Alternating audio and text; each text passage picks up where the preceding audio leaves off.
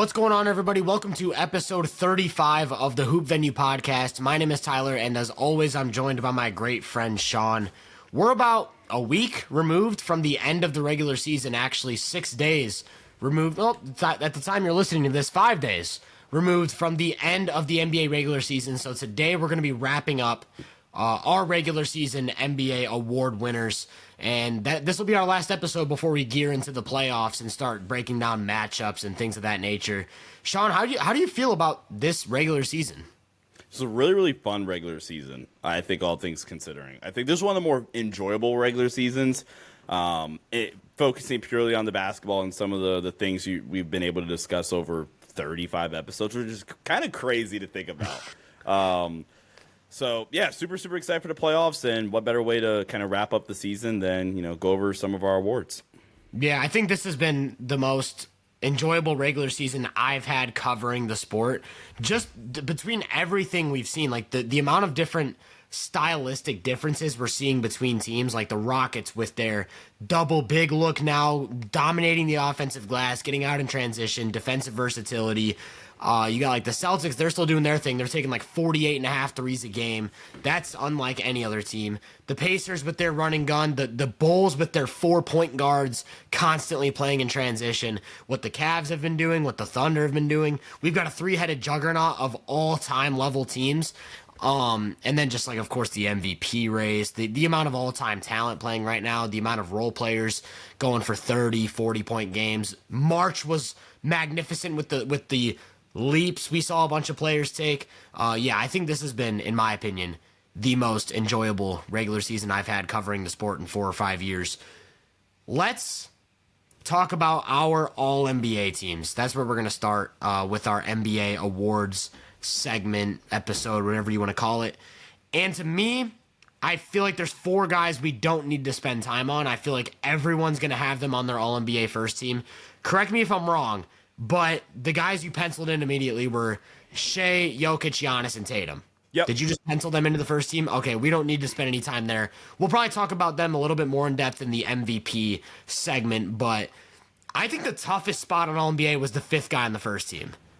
Yeah, because the second team, like I legit considered 5 players for that last first team spot. Interesting. So I only considered 3. Okay. I considered 3. Who were the 5 guys you considered? The 5 guys I considered in some vacuum, and some more than others, obviously. Jalen Brunson, Steph Curry, Donovan Mitchell, LeBron James, Anthony Edwards. Those were the 5 players I considered.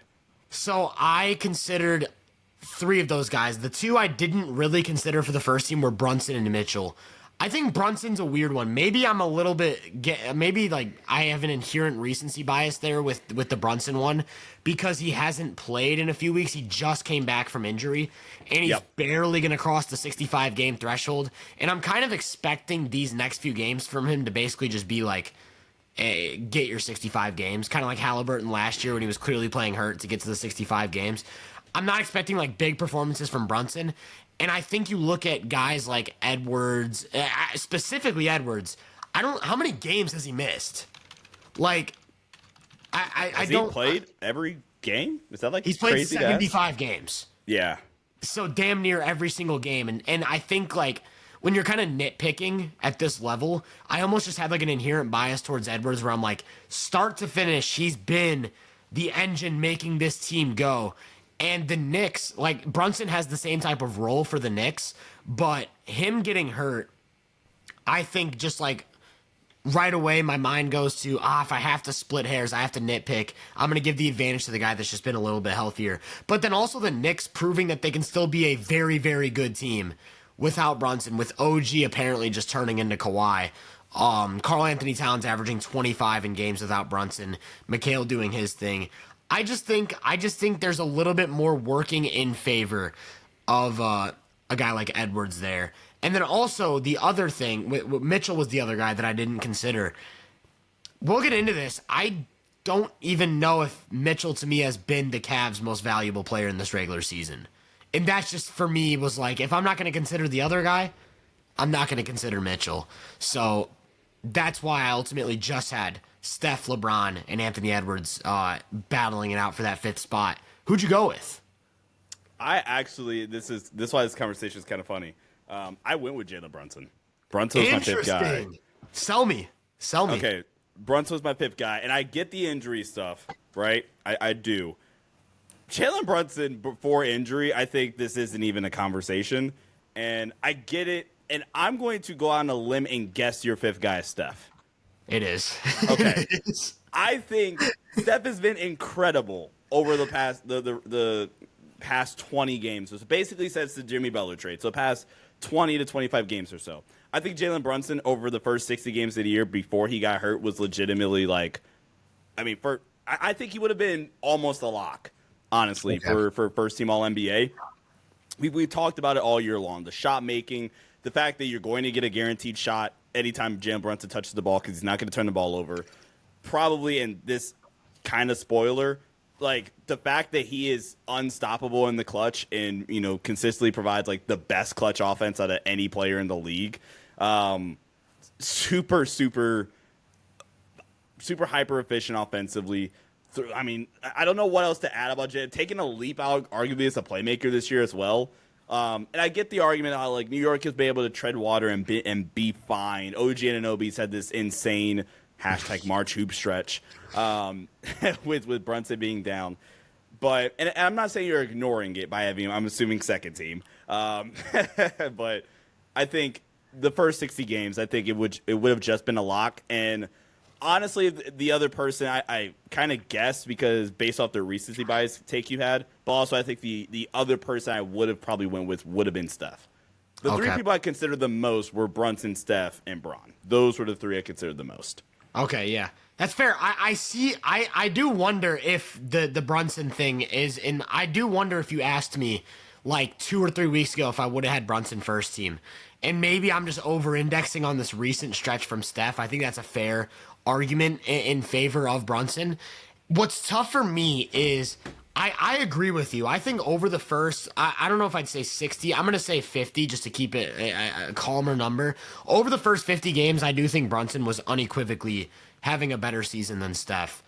I do wonder, and maybe I should be like accounting for this, I feel like Steph was doing like the quiet protest before the Butler trade, where he kind of like went on like a weird 2-week stretch right before the trade deadline where it seemed like he was uninterested in even playing offense. There was a game against the Kings where he had like 4 shot attempts up until the fourth quarter. And then he just started shooting 30-footers and was missing them all. And I was like, dude, this is not Steph Curry. Then Butler comes in. And after last night's Rockets game where the Rockets gave Steph the work, don't get me wrong. After last night's Rockets game, the Warriors are 20-3 with Steph and Jimmy in the lineup. And what stands out most to me about the stretch that Steph is having is you look at the Warriors. I think Jimmy's been an amazing addition, right? Don't get me wrong. He's only been a 17-point per game scorer for them so far. And obviously, I think in the playoffs, he can hit that next gear. I still think he has that in him. And of course, he's a master of all the little things. So he's still this really, really valuable player on both ends. But in terms of just sheer creation and scoring, he's not like your typical second option. He's not this all-star second scorer. You look at Pajemski, Moody, Post. I think those guys are reliable. None of them are really creating much offense. I think you look at GP2, he's just straight up. He has some offensive utility as a screener, as a cutter, but push comes to shove, he's kind of a liability.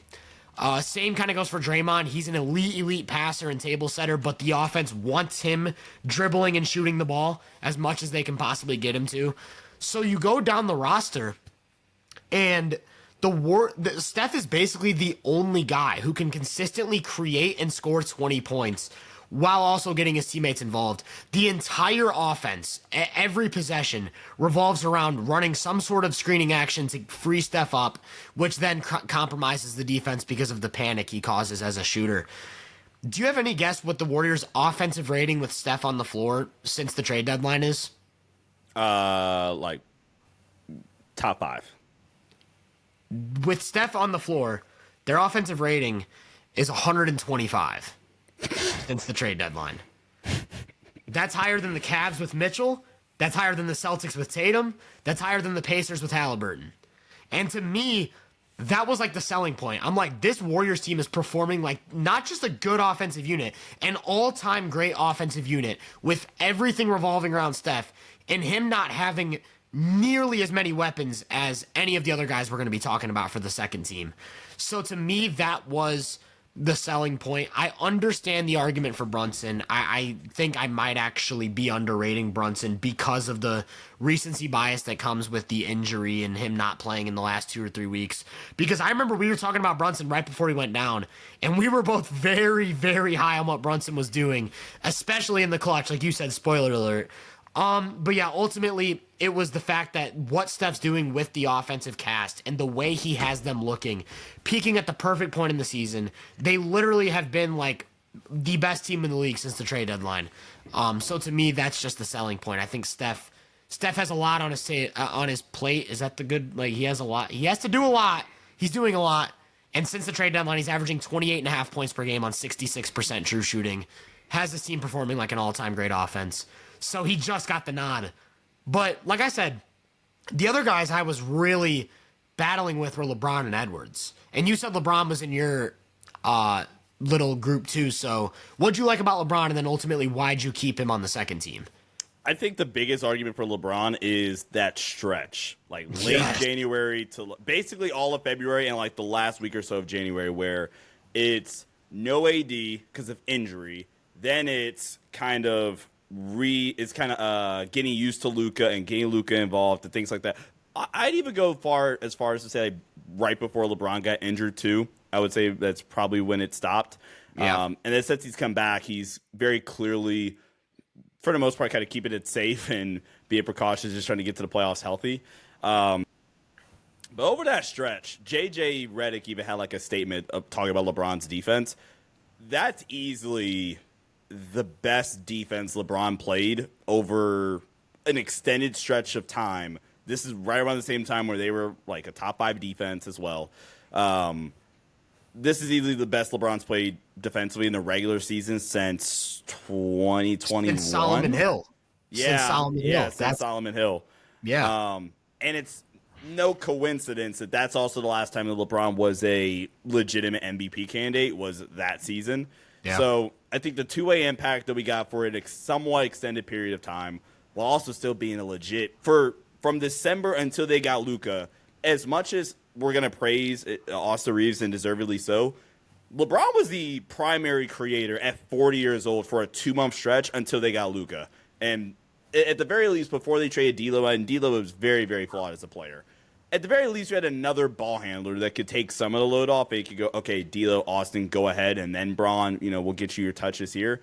When they traded D'Lo for DFS, which obviously you do that deal 10 times out of 10, we talked about it immediately after. Like, they got incredibly better and raised their playoff ceiling by doing that deal.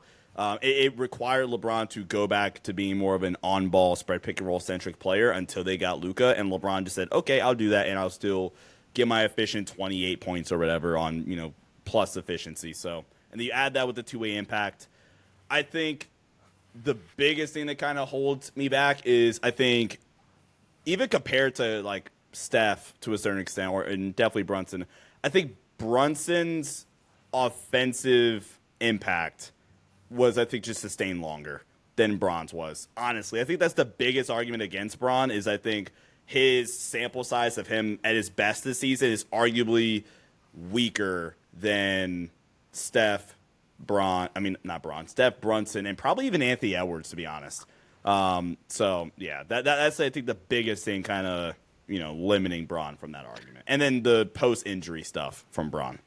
Okay. That's pretty much you hit the nail on the head, in my opinion. I think LeBron, you would agree with me, for the first 3 months of the season was just playing legitimately bad defense. Just straight up, just a clear negative defensive player, which I think holds him back because we're talking about him against small guards like Brunson and Steph, who are these mega offense guys. And the argument probably would stem from more defensive versatility and things like that. And like you mentioned, during that stretch, looked like a legitimate all-defense caliber guy. And even since returning from the injury, I think he's looked really good defensively. Not quite that level, but still a lot better than what he was at the beginning of the year. And then like you kind of hinted at it, the offense to me has been very up and down throughout the season. Like recently he's kind of playing it safe, like you said, accommodating to Luka. I do really like the way he's played off the ball and enabled Reeves and Luka to do what they do as creators. That's been a huge deal. But he had that stretch at the beginning of the year where he couldn't make threes. I don't remember what months those were, but where November. He had a stretch where he just could not make threes. He hasn't been as consistent getting to the rim and things like that. So to me, the offensive impact's been up and down. And then there's that one stretch. And I guess because I think Steph also has the up and down. I think if you're going for the consistency argument, Brunson is the guy, which fits into what you said. He just sustained his level of play for those entire 62 games. My question for you, and ultimately this is what gave Steph the advantage over LeBron, which stretch, I guess they were both around like 20-ish games, 23 to 25 games. Would you say Steph's last 25 or so games have been more impactful than LeBron was during that stretch where he was locked in on defense? Because I think they're both just MVP caliber players when they're playing like that, but which one is better? I think the argument for Steph would be the fact that I think offensively he could just do more at this current stage. Where LeBron's stretch, as good as stretch from LeBron is, and this is kind of like just where LeBron is as a player in general, and you kind of alluded to it a little bit, LeBron is super jump shot reliant now. Whether it's the mid post fades, the just isolation face up in the mid range, and legitimately LeBron's been a great mid range shooter this season. I've talked about that a lot on this channel and other ones. He doesn't have to do as much work on the ball as Steph does. Even in that stretch, it's not the same as what Steph has to do for their offense to even function, I think. Whereas the argument for Bron is just going to be the fact that he was an impactful defensive player. So I think I would probably lean Steph, but it's close. Yeah, and that's where I went. It was like, I see the argument for both guys, but I just very slightly give the edge to Steph. You didn't say you did say, my fault, Anthony Edwards was another guy you considered for that first team spot. And that was the other guy I really heavily considered. I think he came into the NBA, not the NBA, he came into this season. He's a rookie? Yeah, he's a rookie. He came into this season, and the three-point shooting from day one was just this absurd thing. And I feel like we all kind of in the back of our heads were waiting, like, okay, when does it regress to the mean? Okay, it's not funny anymore. We're in month 4, and he's still shooting 40% on pull-up threes. And now we're in April, and he's shooting 39.7% from 3 on 10.2 attempts a game. Yeah. So we're just looking at one of the best three-point shooting seasons ever. At the beginning of the season, I think that three-point shooting came at a cost. And it was like his 2-point scoring was way down. Like there was one point in the season where he was shooting 44% from 3 and 45% from 2. Yep. And I was like, yeah, that's just not a good look. I need to see the 2-point scoring go up. With that, his free throw attempts were down at like 4 or 4.5. His assists, his playmaking hadn't progressed at all. And you and I had multiple episodes where we were like, Anthony Edwards is awesome, but he's still this very flawed 2-point scorer and playmaker. And I think as the season's gone on, he's just progressed more and more and more to where now we're looking at like a 2-3 month stretch where the 2-point scoring has come back. The slashing is there. He's getting to the line at a damn near career high rate, making his free throws. And now he's like actively picking apart double teams and traps and hedges and things like that as a playmaker. Minnesota's offense is booming. They've been one of the best teams in the league since March or even late February. And, yeah, man, Anthony Edwards was tough to leave off the first team, especially when you consider that of all these guys, he's been the healthiest and most consistent presence. So ultimately, what pushed you back from having Edwards on the first team? Because before you get into that, since January 1st, he's played 43 games, averaging 29.5 points per game on 61% true shooting, getting to the line 8 times a game, making 38% of his 10.5 threes.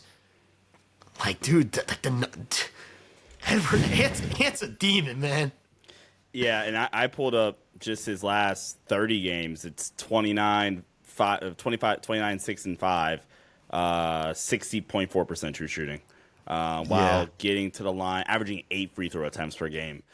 Maybe this is my Brunson for you. I'm not gonna lie, because I'm sitting here, I'm like, yeah, why is it team success? Like, why didn't I have Anthony Edwards?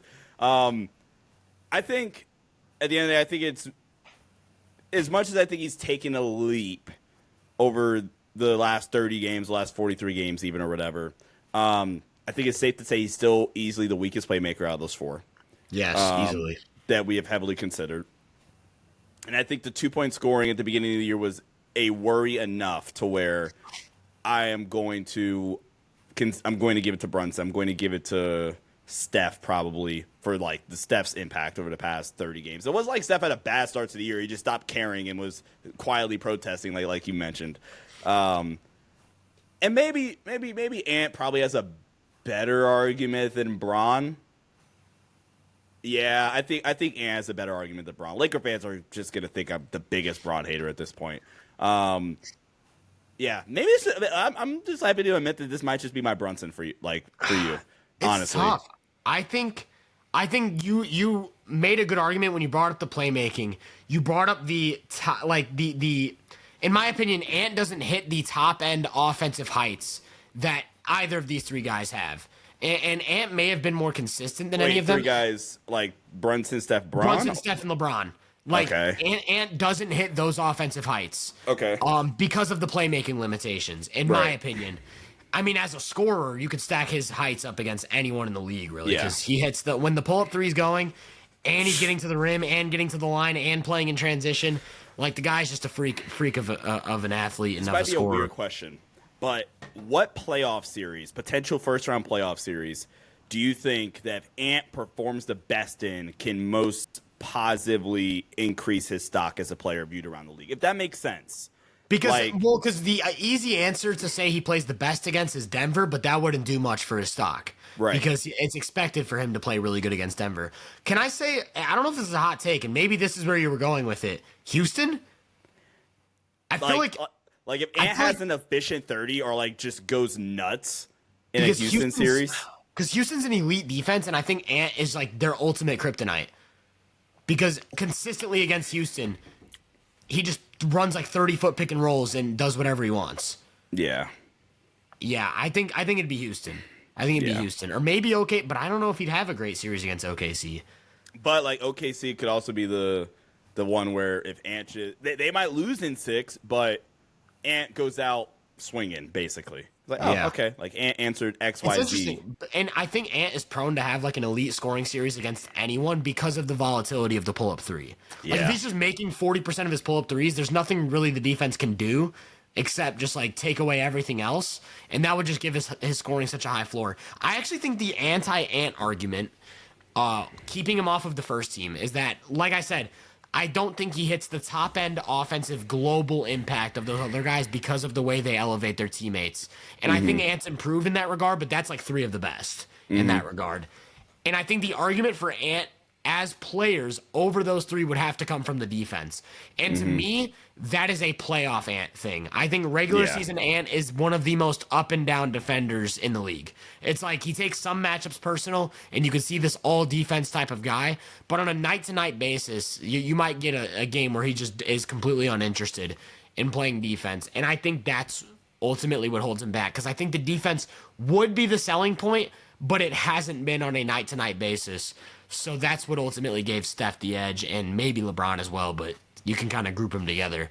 Yeah. So my first team was Shea, Jokic, Giannis, Tatum, and Steph. Yours was Shea, Jokic, Giannis, Tatum, and Brunson. My second team starts Brunson, Mitchell, Edwards, and LeBron. Yours starts Steph, Mitchell, Edwards, and LeBron. So who's your 10th guy, your 5th guy on the second team? My 5th guy on the second team is Evan Mobley. Yes, that is my guy as well.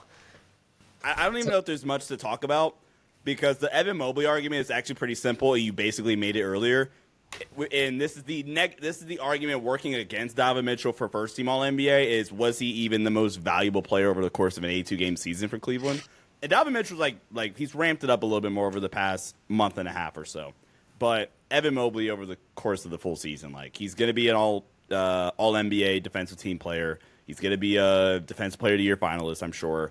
And then he's legitimately taking in offensive. He's had a legit offensive leap this season. And he's been their best two-way player by far on the team. It really is that simple. I think you could argue Donovan Mitchell is going to be their best player in the playoffs, but over the course of the season that just happened, I think Mobley was their most impactful player, start to finish. I think people underestimate how much he's tasked with defensively because of the lineups the Cavs run. Like, they'll often have him in lineups with 3 or 4 guards, and he's expected to just do literally everything: switch, rebound, protect the rim. And he does it exceptionally well. He does it in big matchups. And then, like you said, the offense. Like, they've been using him as a point forward. He's been shooting the 3 a lot more. He's been playmaking. He's been playing downhill and in transition. And he's just this legitimate, like, efficient 20-point per game guy now. In addition to being, like, a top 5 defender on the planet. And, like you said, a defensive player of the year finalist. I think the argument is as simple as this. The Cavs they've been kind of sliding, but they're still on pace to win like 65 or 66 games. They're probably going to win 66 games. And one guy has been a defensive player of the year candidate and a clear number 3 offensive option on a 66-win team.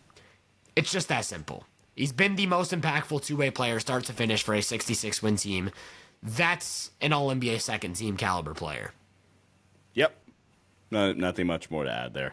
I had one guy, actually, though, that I struggled with. There was one guy on the start of my third team that I struggled with versus Mitchell and Mobley. Brunson, Edwards, and LeBron were easy second-team guys for me, but there was one third-team guy that I was back and forth with either Mobley or Mitchell. And do you know who that is? You know who that guy might be? Maybe I have an idea. Who is it? It's Tyrese Halliburton. Let's go. I did not think you were going to have Tyrese Halliburton on your All-NBA list. Let's and go. Please talk. It's Tyrese Halliburton. He had like a weird 10 to 15 game stretch to open the season where everyone kind of got their confirmation bias off. Where it's like, he's kind of this overrated player, not a good 2-point scorer. He can't take over games as a scorer. Since the new year, the Pacers are one of 4 teams with at least a 70 win percentage. The list is the Cavs, Thunder, Celtics, Pacers. Cook. The Pacers are 31-13, I think it is, since the new year. And Halliburton he makes everything go on offense. Every possession starts in the hands of Tyrese Halliburton. He never turns the ball over. He makes the right decision pretty much every single time he comes off an action. One of the best pull-up shooters in the NBA. One of the best passers in the NBA. Can play off the ball. The best in the NBA at pushing pace. Yeah, so basically the argument is the Pacers are an elite offense, one of the best teams in the league right now, and Halliburton makes everything go. I think people will look at Halliburton's scoring volatility, the ups and downs, and hone in on that and be like, well, a guy like Cade or a guy like Trae Young is a more consistent 25-point per game presence. I don't even think you can say that about Trae at this point. Yeah, I don't know. I don't know. But my argument with Halliburton would be, I think it was Caitlin Cooper who tweeted this. Shout out. She said, Halliburton had 9 points against the Nuggets, I think it was, right? In the recent Nuggets game. Yep. But the Pacers generated like 1.3 points per possession off of Halliburton blitzes because they were putting 2 on the ball. And it's like, he's going to find the right guy every single time. And then the Pacers have maybe the best extra passing and second side attacking of any team not named the Celtics. Celtics got that. But any other team, you can stack up the Pacers with them because everyone on the team can shoot past dribble. And so Halliburton, it's really as simple as Halliburton crosses half court, gets a ball screen, he gets off the ball, and from there it's a domino. Everything starts with Halliburton. They get layups and open threes all the time. They don't turn the ball over. And yeah, I just think Halliburton's offensive efficiency, just the ability to create the best shot every possession, even if he's probably the weakest defender of anyone on my all-defensive teams, which actually, I think he's been a little bit better defensively this year than last year, and the Pacers as a team are a quietly good defense. But, yeah, I think it's that simple. He's one of the best offensive players on the planet, and I actually, like I said, almost had him on the second team. Yeah, I just gotta love some Tyrese Halliburton love. And I had him on my third team. I don't know why I doubted you and doubt that you were going to include Tyrese Halliburton on your list. I apologize. I need to think more highly of you. It's all good. I did have Hallie on my third. We might as well get into third teams then, and now kind of talk about Hallie then. Is that cool? Yeah. All right. So my third team: Tyrese Halliburton, Cade Cunningham, Jaren Jackson Jr., Karl Anthony Towns, and Katie just had to get hurt. That's a bummer. I want. Do you have the same four, or do you have a different four? Yes, I do, and I'm waiting to see who your fifth guy is because I considered a lot of names. Yeah. I don't even love it, but I'm gonna give him his due and give him his credit because I feel like I kind of skipped over him the last time we did a major list, which would be back during All-Star season. I went with the second player for the Indiana Pacers. I went Pascal Siakam. Wow, I was not expecting that. Who's your fifth guy? My fifth guy, so I actually didn't even have Siakam on my short list of guys that I considered for that spot. My fifth guy... I might be missing somebody. Go ahead. My fifth guy was James Harden. Oh, shit. Okay. My fifth guy was James Harden. Okay. My fifth guy was James Harden. So let me sell you on the Harden case real quick. Go ahead. My case for Harden is very simple. It is... Yeah, it's an easy case. The Clippers were expected to be... like a very middling team from the beginning of the season. And a lot of that was people didn't expect Harden to be able to be that lead creating presence for them. And I think you look at the Clippers, their entire offensive system is either an early ball screen or an early ISO for Harden. And then everything else kind of falls into place behind that. And Harden over these last few months has just been an unreal offensive engine since... I think the All-Star break, he's averaging like 25 points and 9 assists on almost 60% true shooting. And I think you kind of take the good with the bad, right? Like Harden's 2-point scoring is whatever at this point. The turnovers are a little bit alarming. But the Clippers right now, like I said with Steph, and I said it with Edwards as well, the Clippers are peaking at the perfect time. They're peaking at the best time. And Harden has been the most consistent. Actually, he probably hasn't been the most consistent presence. There's been another guy who's probably been the most consistent presence that we'll talk about in a little bit.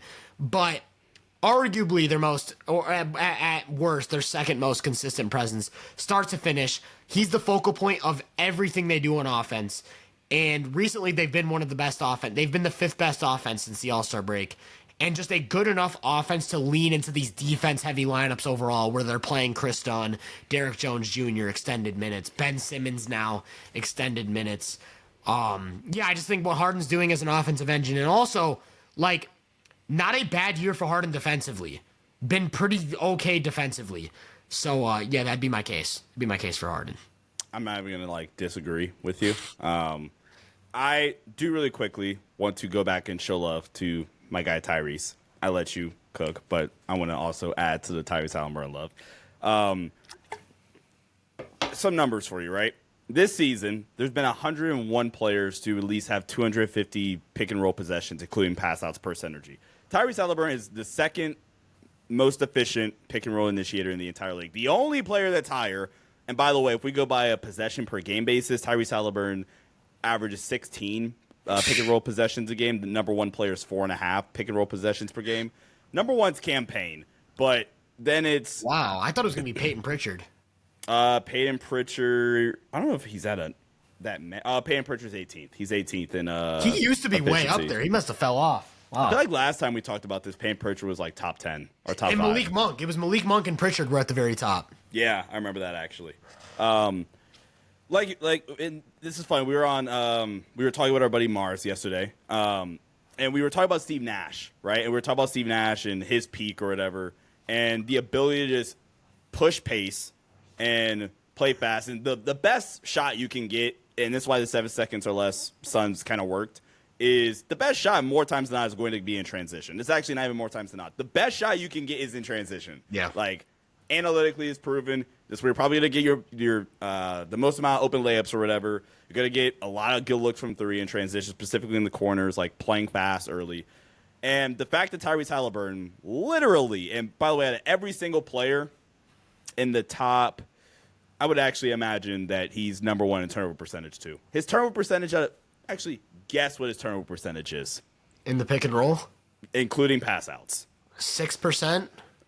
6.7%. You've been cheating. Yeah, the only player that has a lower turnover percentage in ball screens this season is Payne Pritchard, 6.1%. So the agenda moves on. The fact that you're literally guaranteed a shot, more so than Brunson, who just so happens to be fifth here, 7.6%. There's something to that. And then you add on the elite three-point shooting ability. And yeah, he's not this ridiculous scorer, which kind of to the Nash comp in some ways, like they kind of get docked for the fact that they're not this elite, these elite scorers. Although Nash had series and games, and that's probably the separator. Like Nash legitimately could, score, and he had what was it, 05 we were talking about yesterday? Yeah, against Dallas. He had against Dallas 40-point games when they made him a scorer. I think he had 43, 38, 41 to like the last three games of that series. Yeah, it's ridiculous. So, don't know if Halliburton has that, but in terms of the ability to push pace, the ability to always get a shot generated with Halliburton just touching the ball, that's in a game where it's so much like more math based now and trying to like win possessions and guarantee shot attempts. Tyrese Halliburton's better than basically the entire league at that. And he's also now averaging over his last 30 games, 19 points, basically 10 assists since kind of coming back and rounding into form while also being like +6 efficiency. Like, he's awesome. Love Tyrese Halliburton. So, sell me on Siakam. What ultimately sold you? Because I think there were a lot of guys that could have gotten that fifth spot, and something ultimately pushed you in the Siakam direction. So what was that? What was that thing? I think the fact that he's their best scorer still, as much as I kind of hyped up Halliburton, Siakam's, if you need a bucket, like he's their go-to scorer in a half-court setting on a team. And Siakam let me see Siakam right quick. Now on the fourth best team in the West, and I keep saying the West, fourth best team in the East.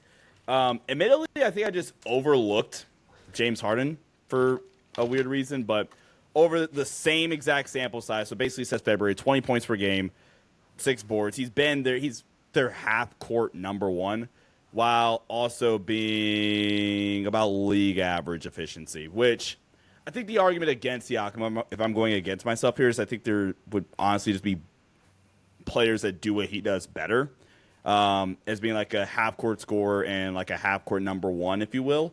But I think Siakam is honestly like super, super important as well to what makes them go offensively because of the ability to just get 2-point scoring and be able to play off of Halliburton so seamlessly. So that's probably excuse my language, a shitty argument for Siakam. But Siakam's awesome, and maybe that's me guilt-tripping myself and feeling bad for not giving him an all-star nod earlier in the year. No, I think that's a perfectly fine argument. Like, I actually think Siakam's become one of like the 5 or so most underrated players in the league, which is weird because a few years ago, like when the Raptors were a middling playoff team, I feel like Siakam was super getting overrated. He was getting hyped up as like a top 15, top 20 player on Twitter. And I think it was because a lot of people were still giving him like the championship defense with the new offense. And I think now people have overcorrected. And like Siakam's having his best defensive years in like 3 or 4 years, in my opinion. Yeah. Having one of his better defensive years. And then also like he's kind of shifted his approach a little bit as a scorer from, he still has the downhill stuff, don't get me wrong, but I think he's turned into way more of a mismatch guy in the post. Yeah. And that's been huge for Indiana's offense because one of the only ways to counter these Halliburton early ball screens and a lot of just the stuff they do in general is to soft switch. And Siakam's, they're like, cheat code to that, where it's like, if you're going to soft switch, we're going to start running through Siakam in the post. Yeah. And he's just this super efficient ISO scorer. Also, like Halliburton, Siakam never turns the ball over, which is a point in his favor. That adds to his efficiency. This is also by far the best 3-point shooting season of his career, shooting 39% from 3 on 4 attempts a game. 45% from 3 in transition, 38.5% on spot ups, 37% basically on pick and pop threes. Yeah. So, and looking at it now, this obviously requires a lot more context, but I just pulled it up real quick. The Pacers have a +6 net rating with Siakam on the floor, and they are -4 with him off the floor. Actually, -5, I think. -5 with him off the floor. He's got a +11 on off. So, yeah, I think the indicators are there. I ultimately didn't land on him on my third team, but I see the argument, and I actually wouldn't be surprised at all if he gets a nod or just gets a lot of consideration. Because what he does is a 3-level score. It's kind of underrated. Like, he's really efficient from all 3 levels right now. He's an 81st percentile transition score, 70th percentile spot up score, 70th percentile or 68th percentile post up score, and then 86th percentile isolation score. Shout out Siakam. Shout out Pascal. Shout out Siakam. So the other 3 guys in the third team we both had. It was Cade, Triple J, and Cat. I'll just do the quick thing on Triple J because he was an easy write down for me. The Grizzlies offense has been this weird thing all year. And really, the Grizzlies in general are just this really weird team right now. And basically, the only constant has been Jaren is just a walking mismatch for every single team in the league. Yep. His offensive game, like the way he plays downhill, the way he plays from the mid post, the way he's gonna get to that left hand no matter what, and he has this freakish touch from as far out as 8 to 10 feet. Then he pairs that with the 3-point shooting. And then it's like, oh yeah, also on the other end, he's a top 5 rim protector and one of the most switchable defensive bigs in the league. It's just that simple. I think he's a very flawed player. I think the fact that he can't be a full-time 5 because of some of the drop defense and rebounding concerns is an issue. I think some of the passing limitations hold him back on offense. The fact that he isn't much of a screen and roll guy on offense hurts his ability to mesh with Ja in those actions. But just in terms of sheer talent and value, what comes with being a ball handler who can just abuse every mismatch and be that valuable defensively, that's just an all-NBA guy. Yeah. Yeah, I think all 3 of these guys are pretty easy to make the case for. Yeah. You had to put Cade on the list. Cade, to a lot of people, took his breakout, but, I mean, we've talked about this a lot, that, like, no, Cade kind of made his breakout middle of last season. Nobody was watching because the Pistons were terrible. Yeah. But they added shooting around Cade too, so this is easily. I mean, it's not like the spacing is amazing, but like this is easily still like the best space team Cade's ever played on. I mean, he balances the playmaking and the scoring, I think, really, really nicely. And honestly, I really hope we get Pistons Knicks round 1. I want the Pistons Pacers rivalry though. Yeah, They got beef. they got beat. Punches or basketball? Which one? We the punches, man. We want 90s hoops back, man. No, but yeah, you said it perfectly with Cade. He just does so much offensively for a team that kind of struggles with offensive talent and is more defensively slanted. And the Pistons are like close to 50 wins in the season mostly because of his presence. The last guy we both had was Cat. I think this is kind of an easy one. It's just like he's been just this really, really valuable offensive player for New York, start to finish. He's played 70 games. He's their most valuable floor spacer. He's their biggest mismatch. It's really simple. Like we understand the defensive flaws, and that comes into consideration. But in terms of just sheer offensive value, Cat just notches another season. His best offensive season, really since like 2021, probably. So yeah, I think that's an easy one. Yeah, Cat was a pretty easy nod for third team. Like I penciled him in basically immediately for third team. So who were some of your tougher cuts? Did you have any from the third team? Tougher cuts. Hold on. You know, actually, I want to say before you get into one of your, I do want to say there was one guy I actually flipped right before we recorded. Okay. I didn't have Harden on my third team initially. When I first wrote it down, I did like a rough draft, we'll say, and then I went back and readjusted it. And in my first rough draft of the third team, my fifth guy was actually Darius Garland. But Garland, since the All-Star break, just has not been the same player. Since the All-Star break, I think he's shooting like 39% from the field and 32% from 3, averaging like 17 points and 6 assists. I think, and I don't want to just over-index on the recent play, but Harden peaking right now and Garland having his worst stretch right now probably did make me lean a little bit more towards Harden. And then Harden also just being a more consistent presence and also having a bigger load, a bigger role. Like he has to do more for the Clippers. Yeah, whatever, man. We're 45 minutes in. We're good. Harden has to do a little bit more for the Clippers than Garland has to do for the Cavs. I took that into consideration. And then on the season now, like I think one of the selling points for Garland was that he had this absurd efficiency. But since the recent stretch, he's down to like 59 or like low 60% true shooting, as opposed to like the 63, 64 he was at earlier. So I just think since the last time we talked about Garland, he's really tapered off. And so ultimately, that was my last flip. Now, who were your close cuts? Close cuts would be Darius Garland, James Harden, Jaylen Brown, Domantas Sabonis. Okay, I didn't have Jaylen Brown. Because I just think Jaylen Brown's had this really weird up and down year. Yeah. I had those other guys though, and then I had two more or three more actually. I had Trae Young. Did you say Trae Young? No, I had Trae. I had Trae Young for what he's been doing with the Hawks with all their injuries and trades and stuff. Just this consistent offensive presence. J-Dub was another guy I considered because of the two-way play, and then I do think he's a limited creator, but still a very consistent second presence for that offense. And the other guy I considered was kind of a curveball. Ivica Zubac was a guy I actually considered because start to finish. I said with Harden, I was like start to finish their most consistent presence. No, it's been Zoo. Zoo's the best rebounder in the league right now. I think I actually feel very comfortable saying that. Huge mismatch guy in the post, decent extra passer, and then just this elite drop defender.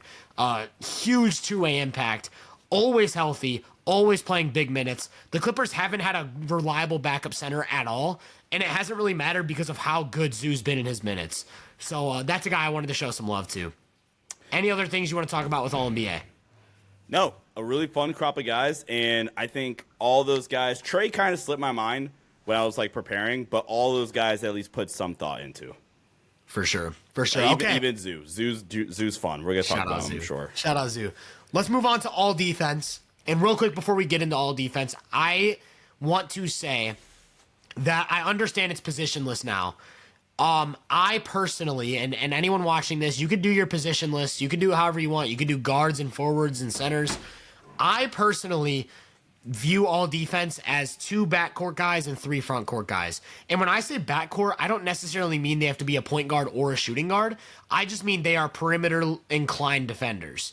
Like a backcourt guy to me guards on the perimeter, a frontcourt guy either is more of a team defender or a rim protector. Mm-hmm. And the reason I do that is because I don't want to have 10 all defensive spots and 8 of them are bigs or 9 of them are bigs. Because the truth is, and we've all come to understand this,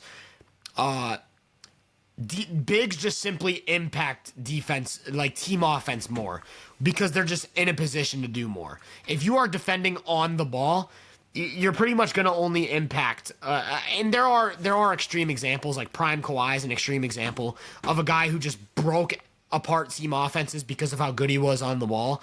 But for the most part, those on-ball guys are like going to limit 1, maybe 2 guys in the course of a possession, whereas you get these team defenders, or especially these S-tier rim protectors. I'll use Wemby as an example.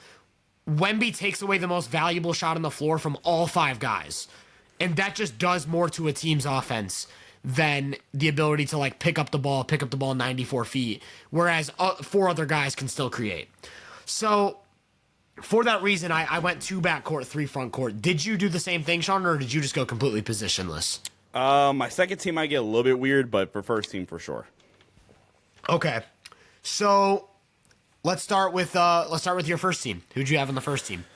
Or actually, let's start with the backcourt. Just start with the backcourt. All right. Backcourt on my first team is Amen Thompson and Lou Dort. Interesting. Okay. Who's your backcourt? Mine was Amen Thompson and Dyson Daniels. Yeah. So talk about Amen first, because we both have him. Yeah, that's good. Hold on. Amen Thompson is damn near a perfect wing defender. He's so good. Yeah, I would say his only, like, if you had to just point to one weakness, it would be, I think he's a little bit, and I don't want to say he's physically weak, but he kind of has that same thing that we talked about with like Herb Jones or Jaden McDaniels. Yeah. Where it's like you get these big, powerful creators, they can kind of move him around. Like, I don't think Amen would do much against like last year's version of Luka. Not that many people can, but like, I think that's an argument in favor of Lou Dort. Like, he's more of that running back build where he's going to be able to be more physical. I think Amen, if you wanted to point to one slight weakness with Amen, he can get pushed around a little bit. But literally everything else, from the lateral quickness to the screen navigation to the verticality at the rim to the jumping passing lanes to the rebounding. Yeah, Amen Thompson's damn near a perfect wing defender. He's going to be an all-star next year. Shout out to you for kind of trying to call it a little bit earlier this year, at the beginning of the year. Mm-hmm. But he's awesome, man. 99.9% tile athlete. I think the most important thing, or the coolest thing about Amen Thompson is how quickly, like, some of the secondary, like, defensive reads have kind of came up for him already. Like, yeah. And on top of that, he's just a freak. Like, athletically, he's just a freak. I'm really, really excited to see him in a playoff mold against, like, guarding, like, an Ant in the playoffs, or guarding some of the top scorers in the playoffs. And that's what makes Houston fun in general. And Amen Thompson is honestly probably the catalyst for that, for what makes them go. How damn energetic in a weird way he plays. And the fact that he's just the best athlete on the planet. His isolation defense is, like, insane, and, like, his ability to navigate screens on or off the ball and be a pest defensively. I don't know if he gets first team. Like, when things ultimately, like, shake out, I don't know if he winds up getting it, but I think he definitely deserves a lot of first team love.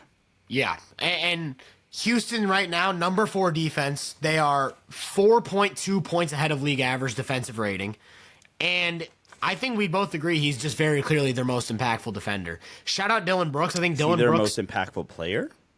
That would be the argument. It's either him or Şengün, in my opinion. I think it's between those two. And I think Amen might actually be. I'll wait to see what happens in the playoffs. Sure. But yeah, I think we both agree Amen's the most valuable defender on one of the best defenses. Shout out Dylan Brooks. Dylan Brooks is an elite point of attack guy. But when you look at the team defense stuff, what Amen does as a rim protector and as a weak side guy is just on a completely different level. And then also as a rebounder on a completely different level. And then also they have a lot of good defenders like Tari Eason, Jabari Smith. Şengün's been a really good defender in my opinion this season. Van Vliet, Steven Adams. Like, don't get me wrong, they've got defenders. But Amen is, in my opinion, the engine that makes everything kind of work because of his versatility on and off the ball. So yeah, that to me was a pretty easy first team selection. He was the first guy I had in my backcourt. The other one, you had Dort, and I had Dyson Daniels. What made you? I'm assuming you had Dyson on the second team. Oh no, I just didn't include him. Yeah, so you had Dyson on the second team. I had Lou Dort on my second team. Ultimately, why did you lean Dort over Dyson? I think Dort, in terms of just his ability as I think his build favors him a lot. I think Dyson Daniels' impact defensively comes in a different way. This is maybe where you can have a fun philosophical conversation. I think Dyson Daniels' impact is going to come more off the ball and be able to just be a freak in the passing lanes. And even to a certain extent, alter some shots at the rim. Not saying Dyson Daniels is a like good or like okay on ball defender. He's a elite, maybe even on ball perimeter defender. I think Lou Dort. Maybe I just value Lou Dort's on ball presence a little bit more, and like the fact that he's going to get the toughest matchup literally every single night, and having that security there. And not saying Dyson wouldn't, but I think the way they impact the team's overall defense is just a little bit different. And if you want to argue that Dyson is more valuable because of his ability to create extra possessions for his team with the steals and more importantly the deflections, honestly. Because at the very least, they can kind of stall out a possession where Lou Dort's just going to play really good perimeter defense for like 10 seconds and maybe does have the playmaking that Dyson has. So, I don't know. I think that's a conversation that you can be had, but I think those two guys are usually the guys that are in competition for the second spot. Yeah, this was a tough one for me. I think Dort is the best point of attack defender in the league right now. I think that's pretty easy, actually, with his ability to switch onto any type of point of attack matchup and then navigate screens and do all that good stuff, play physical, move his feet, draw a lot of offensive fouls. He creates a lot of turnovers that way. Yeah. I think it's tough because you look at like off nights. Players just have a bunch of off nights against the Thunder. And some of that is the fact that the Thunder are just this historically good team defense. But a lot of it does come back to the fact that Lou Dort just takes everyone out of their comfort zone. Like, I can specifically remember the 2 Cavs games in the span of the same week where Donovan Mitchell basically didn't exist in either game because Lou Dort just, like, the Cavs completely went away from Mitchell at stretches during those games because it was like... Especially the first game in Cleveland. Yeah, they were like, we don't want Lou Dort involved in this possession, so we're just going to run everything through Garland, Mobley, Ty Jerome instead of Mitchell. And I think the ability to dictate a team's offense like that is the most valuable thing you can do at the point of attack. It's why I said Kawhi was able to disrupt teams' offenses so much, because that was basically every game for Kawhi. Teams would just go away from him. They'd keep him as far away from the ball as possible. But that's because he had Dort's on-ball stuff and Dyson's hands, so Kawhi was kind of just a freak. But, like, I think the argument against Lou Dort is that I think he's improved a little bit this year, but to me, he's still a very comparatively weak team defender compared to these other all-defensive guys, where it's like he'll lose cutters, miss rotations. He never boxes out. I actually think I think didn't Tim tweet about that? He was like, whoever Lou Dort is guarding crashed because he is not going to box out. And I think those are like the softer defensive skills that are just more impactful. And I think like Lou Dort to me strikes me as the type of guy who like within this system where they have so many good team defenders, so many good rim protectors, so many good rebounders that like all of those limitations or breakdowns, we'll call them, aren't really felt. But if he was in a situation like Atlanta where he's the team's very clear most important defender and he has to clean up for other guys' mistakes, I just don't know if he'd be able to replicate that impact in the same way. So ultimately, I gave Dyson the edge because I think Lou Dort is the best point of attack defender and then a comparatively weak team defender, whereas I think Dyson is like maybe the best team defender of any guard and then also like a top 5 point of attack defender because he still is a super fluid athlete, really good at getting around screens, an absolute pickpocket. He's the best in the league at denying the ball, where like his man has to work 10 seconds to even get a touch just because he's all over them like a cornerback. And then, yeah, the deflections. He's averaging like 5 or 6 deflections. It's absolutely absurd. And maybe I wanted to reward Dyson a little bit just because he is making history right now. We've never really seen, like, isn't this the most steals by a guard in a season or by anyone in a season since Michael Jordan? Something like that?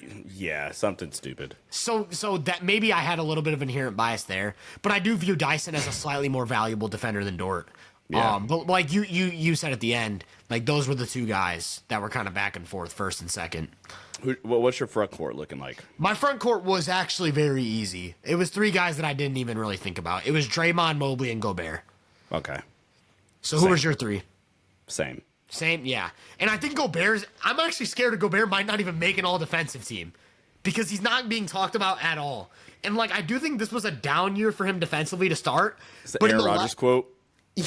What is that quote? Read it for us. Down year for me is career year for others. Was that? Exactly. I think that was Aaron Rodgers. I don't know. I'm not familiar with that game, but yes, literally yes. Gobert is still like a top 3 rim protector on the planet. He's gotten his rebounding back. One of the concerns earlier this season was that he wasn't rebounding. In the last 6 games, he's averaging 17 boards. He's back. He had a 25 rebound game the other night. Yeah, it's like the Gobert thing is so interesting to me because I think his reputation's in the mud and I think people don't really care for what he does, but he's just consistently for the last decade now. Like, yeah, you're not gonna score on the rim against his team, and he's gonna grab a bunch of rebounds, and it's that simple. Drop defense, rebounds, top 5 defensive team, put him on the all defensive first team. Just chalk him in. And then Draymond and Mobley, I think we're just 2. They're gonna easily be the top 2. Yeah. We'll save the Draymond Evan Mobley thing for later. Second, so first team, I think we had the same, basically the same first team. My first team is Amin Thompson, Lou Dort, Draymond Green, Evan Mobley, Rudy Gobert. Tyler's first team is Amin Thompson, Dyson Daniels, Draymond Green, Evan Mobley, Rudy Gobert. Yes, sir. All right, second team. I think I had Dort and you had Daniels, so we have one of each. This was a pretty interesting one. You said you got weird with your positions. Potentially weird. Did you not have another backcourt guy? I'll just throw out my whole second team. My second team is Dyson Daniels, J-Dub, Tumani Kamara, cut my ring light off. Avisa Zubac, and Jaren Jackson Jr. Okay. So mine was Lou Dort, Okay. J-Dub, Okay. Triple J, Okay. Ivica Zubac. Okay. Tumani Kamara was my only cut. The one guy I felt really bad about leaving off, and I'd Bam. Yeah. I'd Bam is my next guy. I'm not even gonna argue. Yeah, I just think Bam gets underrated because of some of the offensive concerns. Like Bam to me is still the most switchable defender in the league. Big time rebounder, and I understand some of the flaws with the rim protection and things like that, but ever since they got Khalil Ware to kind of play cleanup and play drop, Bam's been able to do what he does best as a switchable guy at the 4. And I still think he's probably a top 5 defender in the league come playoff time, especially. Yeah. Are they? They're in the play-in, right? Yeah, they're actually on a huge win streak after going on a huge losing streak. They're in a weird spot. They went on an 8-game losing streak and then went on a 6-game win streak. So I don't know what to make of the Heat. You want to start with J-Dub? Talk about J-Dub? I think the argument for J-Dub is pretty easy. I think it's the versatility defensively. He's really, really good guarding the ball at the point of attack or as a wing stopper. I think his size also lends to that as well. But I think the biggest thing that gives J-Dub a step up above a lot of these other guys is the fact that he's this insanely good weak side rim protector. Yes. As a team defender. He was playing the 5, man. He was playing the 5. Everything you said about Lou Dort, basically is just a positive, in a negative light. Everything you said about his, awareness off ball or just team defense ability in general, is just a overwhelming positive for J-Dub, while also being a more than capable on ball defender and has the size and the agility to keep up in space as well. J-Dub's awesome. Yeah, that's all that needs to be said. I saw a stat the other day. I actually want to pull it up real quick, so let me continue yapping while I pull this up. But it was the rim protection numbers for J-Dub, and it's kind of hard to fathom how good of a rim protector he's been. Not even just relative to his position. Of course, the post doesn't exist anymore, so I'm not going to find it. But basically, the amount of shots he's defended at the rim and the percentage he was holding opponents to at the rim both marks were similar to guys like Zubac and Gobert. I think I saw that then. Yeah, and it was he's holding players 10% below their average at the rim while contesting 250 shots at the rim over the entire season. So just the best rim protecting wing in the league probably right now. If not, it's him or McDaniels. I think McDaniels is also up there. Super strong, like you said, so he can switch across the board 1 through 4. He spent a lot of time at the 5, especially when they had Hartenstein and Chet both down for 6 or 7 games, and the defense didn't skip a beat during those games. I think the one weakness that I would say is I don't think he has the quickest feet ever at the point of attack, and he's not the greatest getting around screens. But a lot of that is mitigated by the fact that he can just switch. If he gets beat, he'll peel switch. If he gets hit by a screen, he'll just switch onto the screener, and you're usually you're not losing anything. So. Yeah, I think J-Dub's just been one of the best wing defenders in the league. And so for me, I counted him as a backcourt guy, even though he's kind of more of a forward. I just counted him as a guard. Yeah. Zubac. Zubac has had, and this is honestly potentially an argument going back all the way back to the All-NBA third team case for Harden. Harden being such a big part of Zubac's growth in terms of being, I think Zubac was pretty comfortably a good starting big last season. I think that's pretty safe to say. But he's now legitimately an all-star caliber big. Yeah. Pretty easily an all-star caliber big. He's an elite drop big, really good rebounder, really good post defender, I think, with Zubac. And I think he's only quietly improved with his mobility on the perimeter. I think he's improved in that regard as well. And then he's just 7 foot. I think bigs, and we've talked about this, if we did positionless, we would basically have 8 bigs, and Dyson Daniels and Amen Thompson maybe. Zubac is awesome. We kind of called him potentially taking a breakout this season, but I don't even think we thought it could be to this level. Shout out to Zubac. He's legitimately one of the 6 best defensive bigs in the league. Yeah, it's as simple as he's Diet Gobert on defense. Yeah. Elite drop defender, Yeah. elite rebounder. I do think he's a bit better in the post than Gobert, but then I also think he's a lot worse in space than Gobert. Like you said, he's improved in space, but I still think he's kind of stuck to like you want to drop with him. You want to keep him at the rim as much as possible. You don't necessarily want him defending wings or anything like that. So I do think that's kind of the drawback with Zoo, but the Clippers have built just this defensive system that revolves around keeping him in the middle, and they're the number 3 defense. And you go lineup by lineup, and very clearly there are 2 driving forces to this defense, and it's Zubats and Chris Dunn. Yep. Those 2 guys just make this defense go.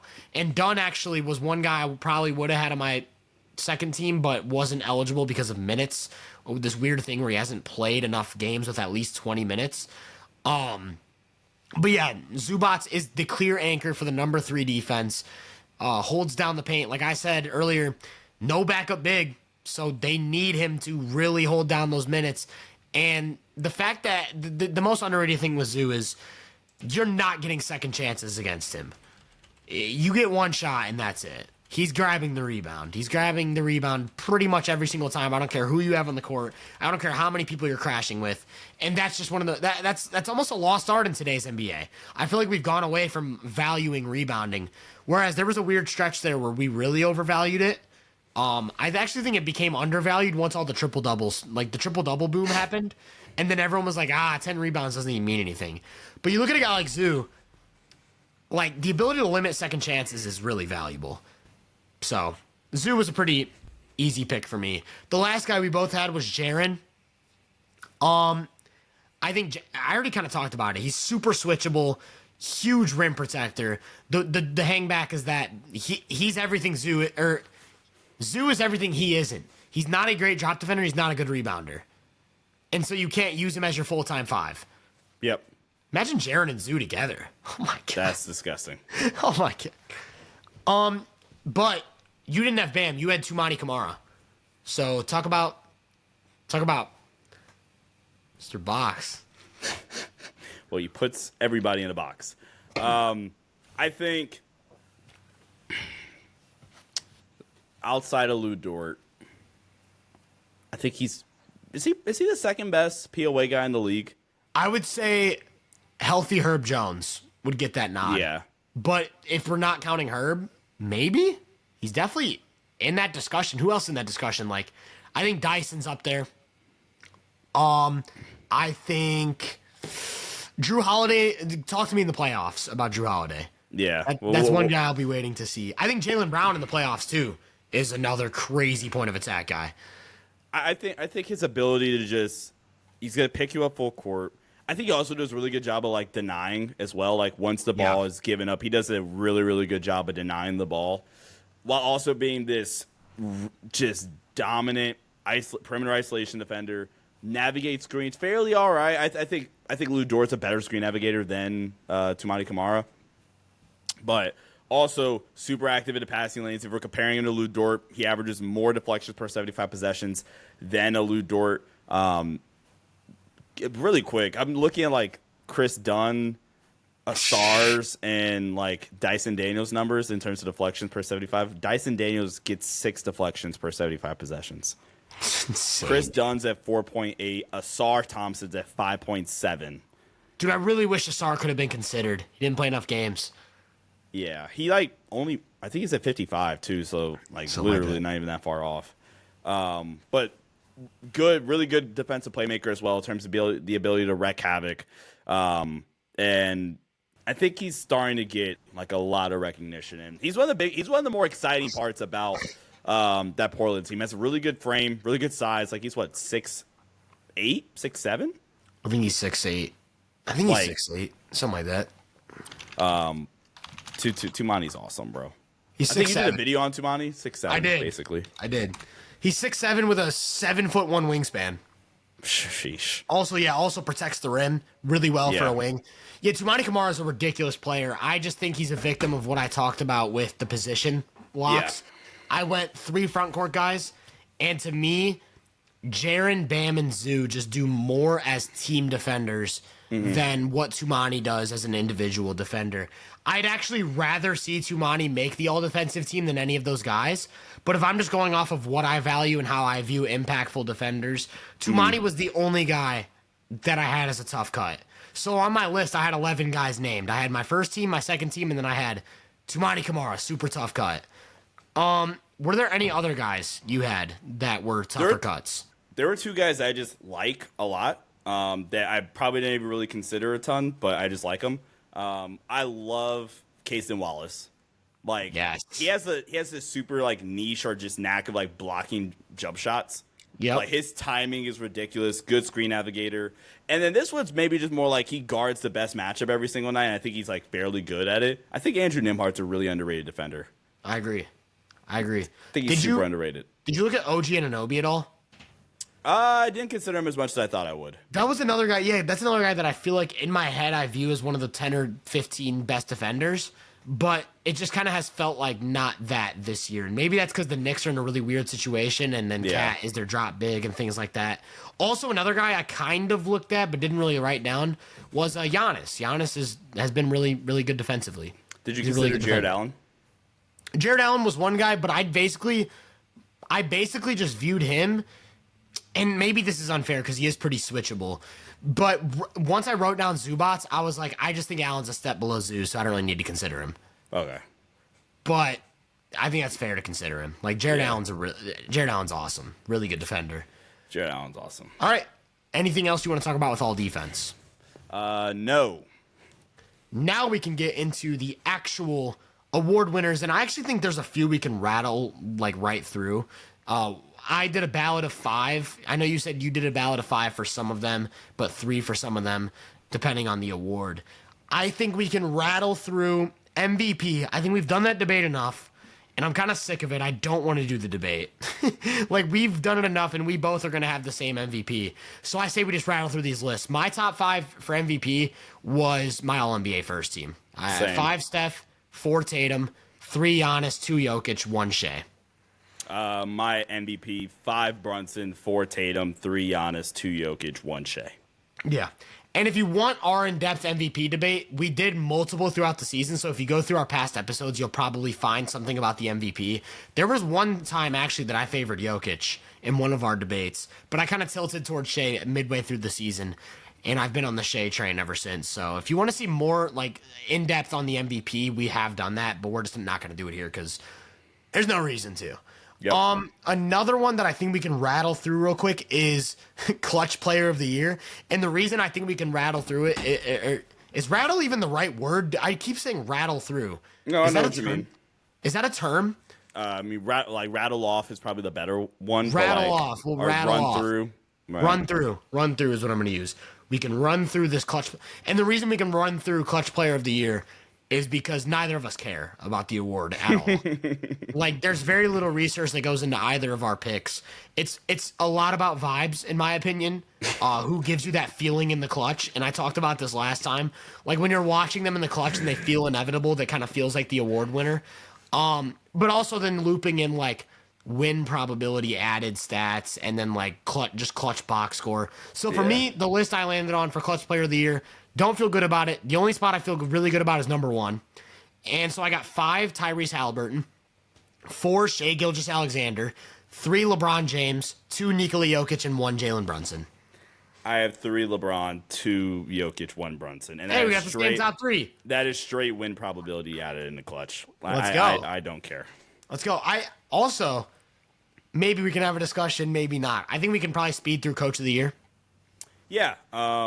Coach of the Year, I had 5 candidates that I had. 5 at Ime Udoka, 4 out of Mark Daigneault, 3 out of J.J. Redick, 2 out of J.B. Bickerstaff, 1 out of Kenny Atkinson. Okay, we got the same 5. Not same order, but I had 5 J.J. Redick, 4 Mark Daigneault, 3 J.B. Bickerstaff, 2 Ime Udoka, and 1 Kenny Atkinson. Okay. I think what Ime's done with the Rockets beating every top team so consistently is just crazy, man. And the complete culture change with Houston in just 2 years. I love Ime Udoka, man. Where do you want to go next? So we have DPOY, Rookie of the Year, 6th Man, and Most Improved. Where do you want to go? Wait, so DPOY, Rookie of the Year, Six Man, Most Improved. I feel like Six Man of the Year because that's probably the next one you could probably rattle through a little bit, and there's just a lot of names. Through. We got him using the term. Rattle off. God. Rattle through. Rattle through. I want to throw out a couple honorable mentions because my Six Man of the Year list was long. I couldn't narrow it down. My honorable mentions. Just a few guys I kind of consider, but not really, but I just wanted to give appreciation to because I think they've been impact players off the bench. TJ McConnell. Yep. Scottie Pippen Jr. Yep. Russell Westbrook. Keon Ellis. Aaron Wiggins. Isaiah Stewart and Santi Aldama. Yep. I don't have all those guys. Those are like a lot of those guys Yeah. I agree with. And then my top five. I had 5 DeAndre Hunter. I had 4 Malik Beasley. 3 Ty Jerome, 2 Naz Reid, and 1 was Peyton Pritchard. All right, so my 5 was 5 Malik Beasley, 4 Ty Jerome, 3 DeAndre Hunter, 2 Naz Reid, 1 Peyton Pritchard. Dude, we've had the same 5 for like every award. I promise you we did not talk about this. Here's my notes right here. Yeah, we don't talk about this off screen at all. Okay, we got 3 left. Where do you want to go? You want to go most improved? Because I know this is like your least favorite one. Yeah, this is probably my least Just favorite. get out of the way. I hate this award. I really only have 5 like real candidates. And I think there's an art like first off, the concept of the award is stupid. I hate it so much. So my 5 through 1. 5 I have Austin Reeves. 4 I have Josh Giddey. 3 I have Dyson Daniels. 2 I have Avisa Zubac, and number 1 I have Denny Avdia. Wow. Wow, that list was all over the place. I didn't even get Josh Giddey did not even cross my mind for a second. And it makes a lot of sense though, because like I do think he's taken a pretty substantial leap. When you said you had a fun pick for number 1, my guess was Denny Avdia, but I didn't know if you would actually do it. So why did you land on Denny for number 1? I think he's again, if we're doing most improved, I think he's taken an all leap. I think it's because of the shot creation specifically from 3, while also being this one of the best downhill drivers in the entire league, and combining that with his playmaking and with his size. Good defensive player, provides a lot of versatility defensively. Like the fact that he's just become a good 3-point shooter on top of all the really cool stuff we've already talked about, I think it's just pushed him to being an all-star caliber player. Yeah, no, it's fair, and I think Denny suffers from the fact that he took this massive leap deep into the season. So if you just look at the season averages, it's not much different. It's like 14 points up to 16, like same amount of assists, same amount of turnovers. You can see the 3-point leap, but it's very similar amount of free throws and things like that.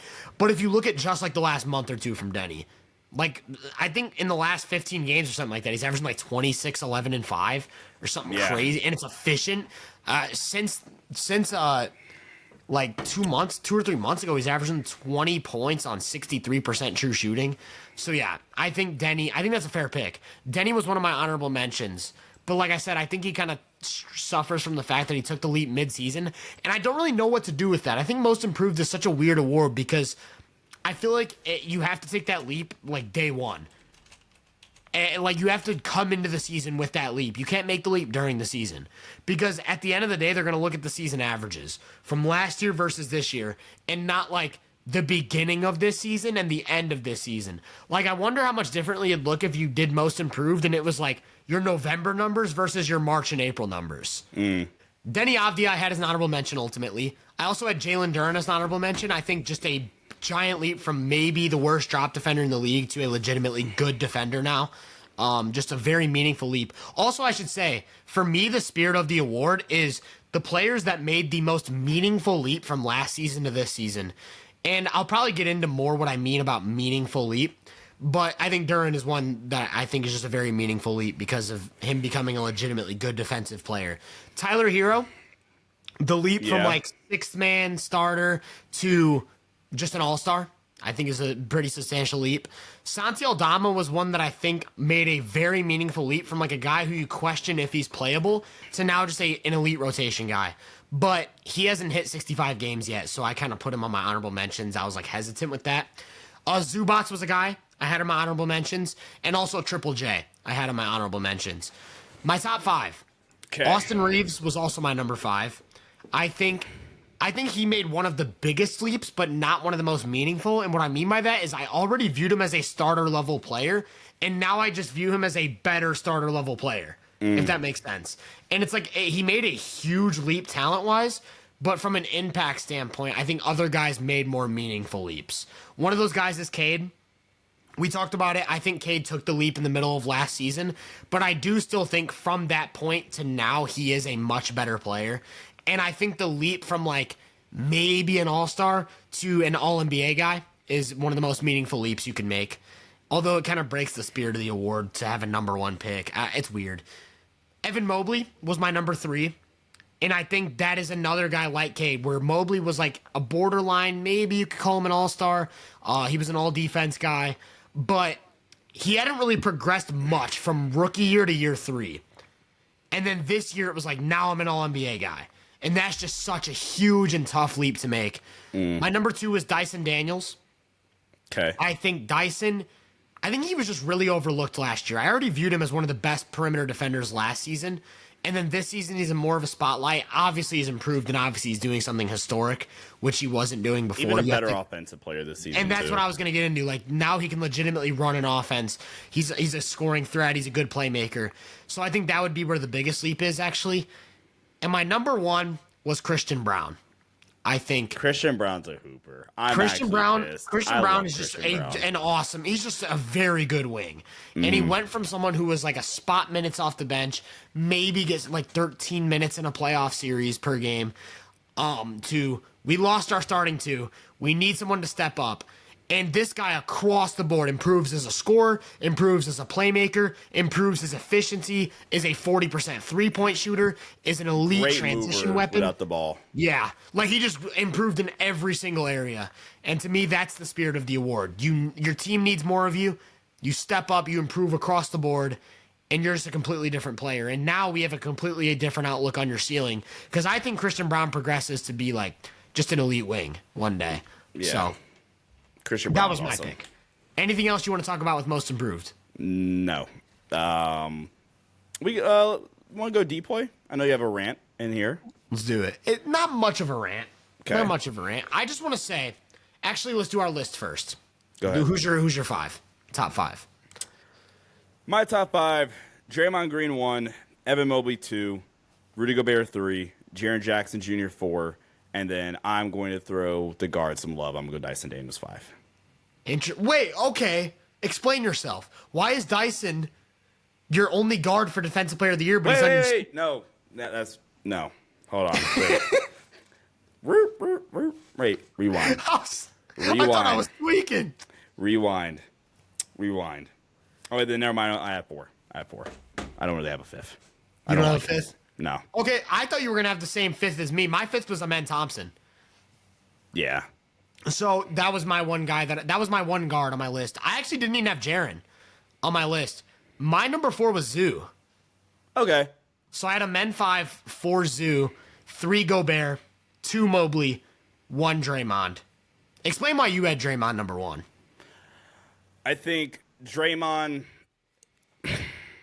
Green's still one of the most versatile defensive players on the planet. I think that's one, honestly. I think he's very clearly the anchor to behind. At the beginning of the season was the best defense in the league, and over the past 20 or so games has been like a top 5 defense. Basically, since the trade deadline, they've been a top 5 defense. I think, and this is going to, I heard a clip that you were playing earlier. I am not saying I'm giving him the award because of communication, but he is this elite communicator that is an elite defensive playmaker because of the way that he impacts shots at the rim, the way he impacts passes in the passing lane, has the switchability that you look for.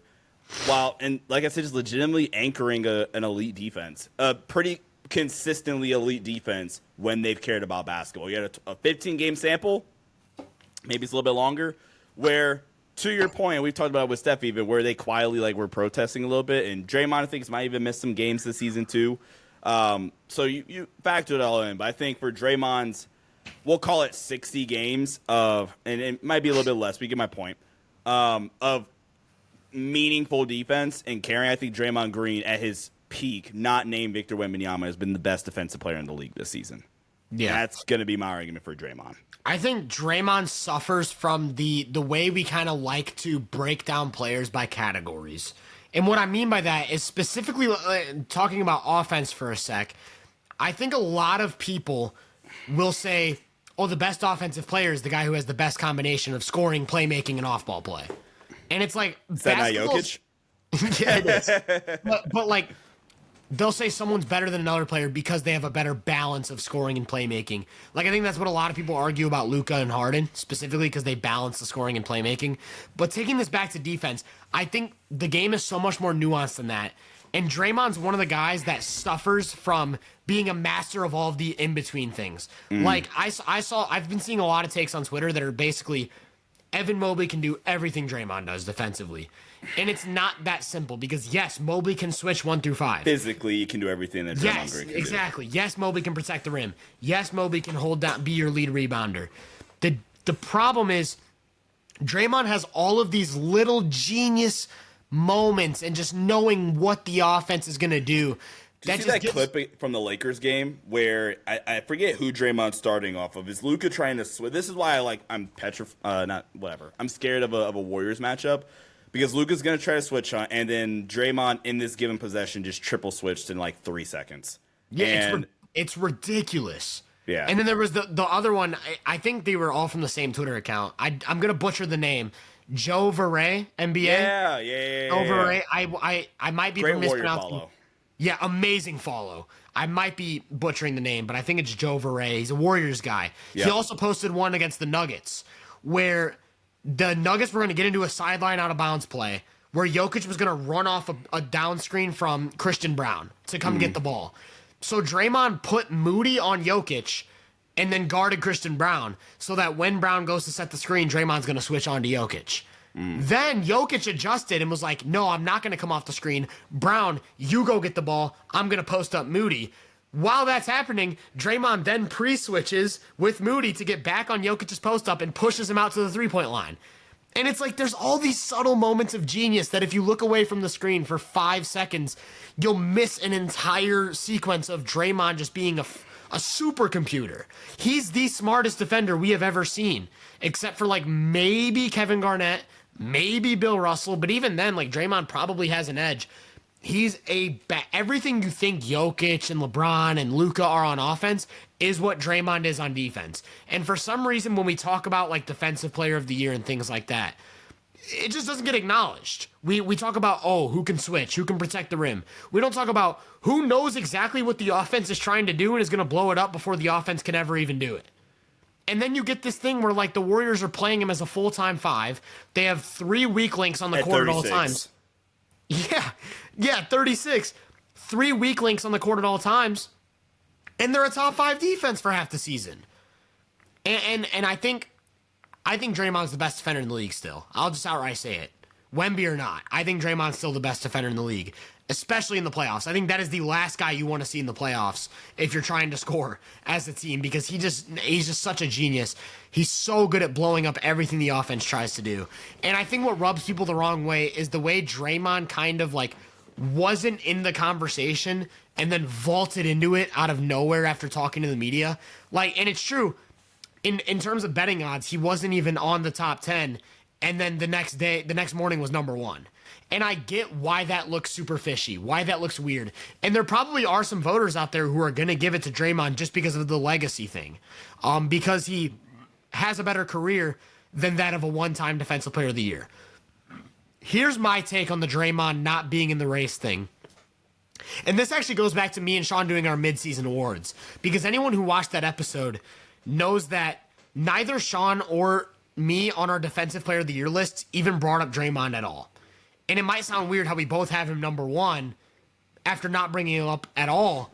And there's a lot of explanations for it. One could say the Warriors turned around their season right after that, and then they became a top defense right after that. I don't know for Sean, but for me, the reason I didn't bring him up then and the reason I have him number 1 now is because at that point in time, he had just gotten injured and it looked like he wasn't going to hit the minimum games requirement. Right now, he's at like 63 or 64 games. He hasn't even hit it yet. So there's still a chance he has a season-ending injury in the next game and doesn't hit 65 games. Where's the and wood? So at that point in the season, it was like he basically had to come back early from injury and then play every game to be eligible. So that's why he wasn't on the radar on betting odds on anyone's list, because he wasn't even supposed to be in the race. And then once the Warriors started heating up their momentum, once we realized Draymond's probably going to hit 65 games, now you look at the entire season. And it's like, oh my gosh, this guy's defensive metrics are across the board. Like, no matter what you're looking at, phenomenal. Absolutely phenomenal. And what he's doing with the Warriors team that often plays 3 small guards, often doesn't have a center on the court. It's remarkable. It's remarkable. Like, we need to appreciate one of the greatest defenders ever. Even if he's not at his peak self, he's close enough to where it's hard to compete with that. And I actually do think it's pretty 50-50 between him and Mobley, but I just think the genius is the deal breaker. Draymond knows what the offense is going to do, and there's nothing you can do to stop him. I'm trying to go back and find our defense list when we did our like top 10 defensive players ever. Okay, so if I recall correctly looking at it, I think I had Draymond 3. Does Draymond winning another defensive player of the year at this stage and having another great defensive playoff run, does that, I don't know where you had him at, but is that enough to maybe put him 1? I think you had KG 1. Are you talking about of all time or of modern era? Yeah, of all modern era. So we did. I think it was 21st century we did. Yeah, 21st century. No, I don't know. So I don't really care much about, because remember, if you remember, my list was peaks. So Draymond's peak is already set in stone for me. Yeah. It was like 2016, 2017. I don't think he'll ever get back to that level. If we're going by careers, though, I see where you're going with that. It's just like, to be able to do, someone actually asked me in my Twitter comments, it was a phenomenal question. It was, throughout all of NBA history, who has ever been as good as Draymond at the start and end of a 10-year defensive stretch? So Draymond in 2015 and Draymond in 2025. Who has ever been better at both ends of a defensive stretch? And the list you can get to is like 3 or 4 names max. Yeah. Because he's just, like, that's insane what he's like been able to. Tim Duncan. The guys I came up with was, I think, Bill Russell, Wilt Chamberlain. And then it was like, in the modern era, it was just, I think Olajuwon, Duncan, and Garnett are the only ones with an argument. And even then, Draymond might have an edge over some of those guys. So yeah, it's ridiculous what he's been able to do. I think if you're going from a career standpoint, I think it's fair. Honestly, I'd still go Duncan and KG just because they have like 2 decades of it. Yeah. But I think Draymond, if I was going by careers and not peak, I think Draymond would be my number 3 of the 21st century. Because I definitely think he sustained it longer than Ben Wallace, for example. I think, you have Ben 3. Yeah, and Ben's more of a peak guy. He didn't last as long as Draymond. Yeah. So yeah, I think it's fair. And I don't really care for awards. So the Defensive Player of the Year thing, like, whether he wins it or not, it doesn't really change anything for me. Last thing we got is Rookie of the Year. Yeah, so 2 honorable mentions for me. Zach Edey and Miles Buzelis. Okay. Do you have any honorable mentions? Yeah, I had Buzelis as one of my honorable mentions, and then I had Alex Sarr as my other honorable mention. Okay. My 5 I had Jalen Wells, 4 at Alex Sarr, 3 at Khalil Ware. Oh, wait, really quick. One last honorable mention. Just because he's been hooping recently, Bub Carrington. I love Bub Carrington. 3, Khalil Ware, because it's Khalil, not Khalil, right? Yes. Khalil Ware. And then 2, Zachary Ricochet, 1, Stephon Castle. Okay. So I'm going to break some bad news to you. Khalil Ware is not going to hit 65 games. And does that apply to Rookie of the Year? I actually don't know. I also don't. Where's Khalil Ware at? He's at 60, and they only have 4 games left. So he will either fall 1 game short, or it doesn't matter. I don't know. But there's one guy that you didn't mention that I think is kind of crazy. So I'll give you my list. I had 5 Zachary Ricochet. 4 Jalen Wells. 3 Donovan Clingan. You didn't bring up Donovan Clingan. Oh, yeah. You didn't have Donovan Clingan. He's been. We were just talking about Clingan, too, I think, last episode. Yeah, because we were talking about Portland. Yeah. Donovan Clingan's been just like a top 10 rim protector in the league. And it's really that simple. Rookies, it's hard to be really impactful as a rookie. So if you have one skill like that you're just that elite at, you're just going to be a top rookie. Guaranteed. Yeah. My number 2 is Zach Edey. I actually think Zach Edey's been the most impactful rookie just from like an on-court value standpoint. And my number 1 was Stephon Castle. And I'll tell you why I value Castle over Edey, even if I think Edey's been the most impact. I don't think Rookie of the Year is a most impactful rookie award. No. I think there are barometers. There's like, what kind of situation are you in? Mm-hmm. What kind of skill set are you showing? How are you progressing throughout the season? And what does that tell us about your future? And I know it's a very like weird way of looking at it, but when I look at Stephon Castle, and maybe a good example is, do you remember when there was one voter who had Walker Kessler over Paolo Banchero for Rookie of the Year? Mm-hmm.